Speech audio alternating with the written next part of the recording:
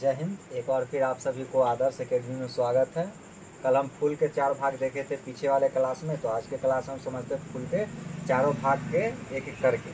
तो पहला भाग है फूल का बाह्य दलपुंज। फूल का पहला भाग है बाह्य दलपुंज। बाह्य दलपुंज के बारे में अगर समझेंगे तो कोई भी फूल जब कली अवस्था में होता है, अगर मान लेते हैं कि यह कोई फूल है, अगर यह कोई फूल है, अगर यह कली अवस्था में है तो इसके ऊपर एक पंखुड़ी लगा होता है। इसके ऊपर एक पंखुड़ी जो होता है, यही जो बाहर वाला पंखुड़ी होता है, जो बाहर का पंखुड़ी होता है, इसको हम बोलते हैं बाह्य दलपुंज। जब फूल खिल जाता है तो नीचे गिर जाता है। अगर जैसे कि फूल के देखेंगे तो ये देखिए, ये गुलाब का फूल है, यह कली अवस्था में है। तो इसके चारों तरफ जो ये दिख रहा है, आपको एक हरा कलर का दिख रहा है, यह अभी फूल को कली अवस्था में सुरक्षा दे रहा है। तो फूल को जब कली अवस्था में सुरक्षा दे रहा है तो ये सुरक्षा इसलिए देगा कि इससे बाहर से कोई नोच न दे, कोई क्षति न पहुंचा दे। दूसरा बात है कि यह हरा रंग का होता है, तो फूल के कली अवस्था में प्रकाश संश्लेषण करके इसको भोजन प्रदान करता है। और जब यह फूल बड़ा हो जाता है तो ये नीचे की तरफ आ जाता है। अगर दूसरे एग्जाम्पल देखते हैं तो ये जब फूल खिल के खत्म हो चुका है, मतलब इसका एक्सपायरी डेट आ चुका है, तो जब ये सभी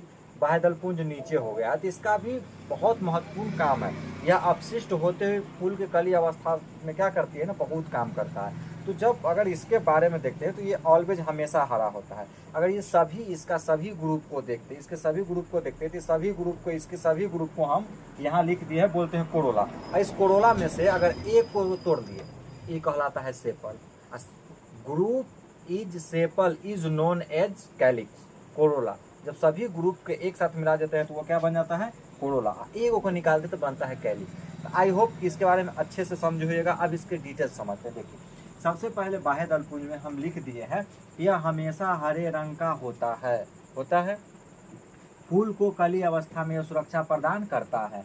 जब फूल कली अवस्था में रहती है तो प्रकाश संश्लेषण का काम करता है, जिससे कि कली को क्या मिल जाता है, भोजन मिल जाता है। और इसका एक पंखुड़ी को हम सेपल कहते हैं। इसके एक पंखुड़ी को हम क्या बोलते हैं, सेपल। तो सभी सेपल इसके चारों तरफ इकट्ठा हो जाता है तो उसको हम क्या बोलते हैं, कोरोला। सेपल का जब एक समूह बन जाती है तो उसे हम कोरोला कहते हैं। और यही कोरोला को हम हिंदी में बाह्य दलपुंज कहते हैं, इंग्लिश में इसी को क्या कहते हैं, कोरोला कहते हैं। अब आई होप कि बाह्य दलपुंज के बारे में आप अच्छे से समझे होइएगा। इसका 10th के अति लघु उत्तरीय, लघु उत्तरीय और दीर्घ उत्तरीय तीनों में बाह्य दलपुंज से क्वेश्चन आ रहा है। तो भारतीय वन का जितना भी है ना सत्यम, पूरा बना लेना, समझा, क्वेश्चन खोज के। अब हम अगले क्लास में समझेंगे बाह्य दलपुंज के बाद दलपुंज। तब तक के इतना को तुम लोग नोट्स बनाओ, फिर हम समझते हैं। इसका स्क्रीनशॉट ले दो और उसके बाद हम फिर अगला देखते हैं क्या है।